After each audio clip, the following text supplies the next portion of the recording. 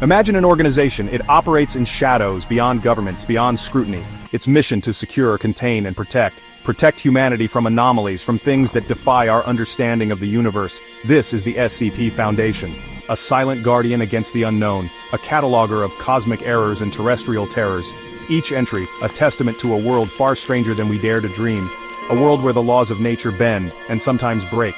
Within their classified archives, entities are numbered, documented with cold, scientific precision. One such designation is SCP-939. It is a creature of nightmare, a predator unlike any known to natural science. Its existence, though fictional, taps into our deepest anxieties. The fear of the unseen hunter, the terror of a voice that is not what it seems. The Foundation contains many horrors. SCP-939 is a particularly chilling example. It forces us to confront uncomfortable questions. SCP-939, known colloquially as with many voices, is more than just a monster. It is a narrative device, a way to explore themes of danger, deception, and survival. Its brief description in the Foundation's files paints a terrifying picture. A creature evolved for one purpose: to hunt humans. SCP-939's origins within its fictional lore are shrouded in mystery. Perhaps an evolutionary accident, or something far more deliberate. What is clear is its design. It is a pack hunter. Endothermic, meaning it generates its own body heat. Its skin is a disturbing red, translucent, permeable. It lacks many common sensory organs, no eyes, no discernible ears in the conventional sense. Yet it navigates its world with terrifying efficiency. Its primary predatory tool is its voice. SCP-939 can perfectly mimic human speech. Not just words, but tone, inflection, distress. It uses the voices of its previous victims, a lure, a cruel trick played on our social instincts. Imagine hearing a loved one cry for help, only to find this crimson beast waiting. This vocal mimicry is its most chilling attribute. It turns our empathy against us, a truly insidious adaptation. Beyond its voice, SCP-939 possesses formidable physical capabilities. Sharp claws, powerful jaws. It moves with surprising speed and agility. Despite its lack of sight, it senses prey through other means. Air pressure changes, sound, perhaps even chemoreception, detecting the chemical signatures of its targets. It is a highly specialized killing machine. Its biology, though fantastical, is geared towards a singular, terrifying purpose.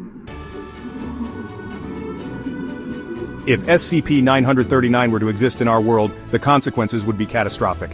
Consider its ecological impact. It is an apex predator, but one that specifically targets humans. Our current ecosystems are not prepared for such a threat. Most large predators avoid humans. We are not their primary food source. SCP-939 would change that dynamic entirely. It would hunt us relentlessly, systematically. Human populations would be directly threatened, especially in areas where SCP-939 could thrive. Rural communities, areas bordering wilderness. The psychological toll would be immense. Constant fear, paranoia. Who could you trust? Every cry for help a potential trap. The fabric of society would fray. Outdoor activities would cease. Travel would become perilous. Our relationship with the natural world would be irrevocably altered, from one of appreciation to one of dread. The ripple effects would extend beyond direct human casualties. Imagine the resources diverted: military, scientific, medical, all focused on containing or eradicating this new menace. Section 4. The Limits of Life. Why SCP-939 defies biological reality. Let us examine SCP-939 through the lens of science. As fascinating as it is, its existence presents numerous biological impossibilities. Consider its lack of eyes. While some creatures navigate without sight, like cave dwellers, SCP-939 hunts in complex environments. Relying solely on sound and air pressure changes for precise, rapid attacks on intelligent prey is a monumental challenge. Echolocation, perhaps? The lore is vague, but true effective echolocation requires specialized anatomy. Then there is the vocal mimicry. Perfect replication of human speech, including emotional nuance, is incredibly complex. It requires a sophisticated vocal apparatus and a brain capable of processing and reproducing intricate sound patterns. Birds like parrots can mimic. But SCP-939's alleged fidelity is on another level entirely, especially capturing the voices of specific individuals after only a brief exposure. Section 5. Playing God, Courting Monsters, the ethical abyss of such creation. The scientific impossibility of SCP-939 offers some comfort, but let us indulge a darker thought. What if we could create such a being? What if advanced science, perhaps synthetic biology, gave us that power? The ethical implications are staggering. profoundly disturbing. To intentionally design an organism whose sole purpose is to hunt and deceive humans. This would be an act of unparalleled irresponsibility, a moral transgression of the highest order. Consider the motivations. Why would anyone create such a creature? For warfare? As a biological weapon? The potential for misuse is terrifying. Once created, could it truly be controlled? The SCP Foundation's entire narrative revolves around the difficulty of containing anomalies, even those that arise naturally. An engineered predator designed for lethality and deception would be an almost guaranteed catastrophe. The hubris of such an act is difficult to comprehend.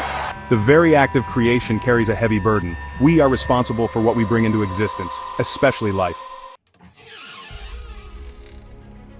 Section 6. The Synthetic Dawn. Could we engineer our own nightmares?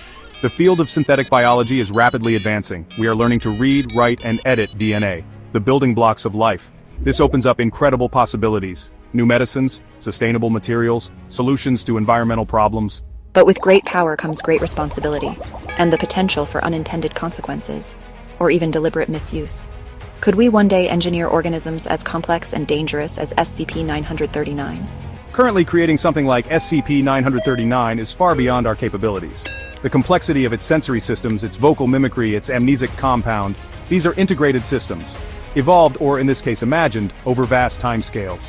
Engineering such a creature from scratch would require a godlike understanding of biology, and a level of genetic manipulation far exceeding anything we can do today. We are still novices in the grand library of life. However, the trajectory of science is one of constant progress. What seems impossible now may become achievable in the future. Section 7. Mirrors of possibility, fiction, ethics, and the human psyche.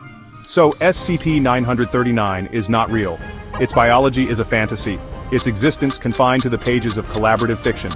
Yet, its impact is undeniable. Why are we so drawn to such creatures, to stories of the SCP Foundation? It is because speculative fiction serves a vital purpose.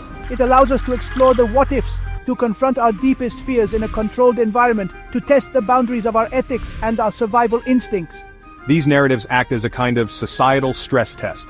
By imagining creatures like SCP-939, we explore scenarios of extreme peril. How would we react? How would society adapt? What moral compromises would we make to survive? These are not idle questions. They touch upon the core of what it means to be human, our capacity for cooperation, our ingenuity, our resilience, and sometimes our desperation. Fiction is a safe space to ponder unsafe ideas. Stories like those found in the SCP universe also push us to consider bioethical boundaries. Long before we have the capability to create something, fiction asks, should we? The chilling nature of SCP-939, its deceptive predation, forces us to reflect on the kind of world we want to live in, and the kind of scientific advancements we should pursue. It highlights the importance of foresight, of considering not just the immediate applications of new technologies, but their long-term societal and ethical consequences. Ultimately, the tale of SCP-939 and others like it is a call for mindfulness.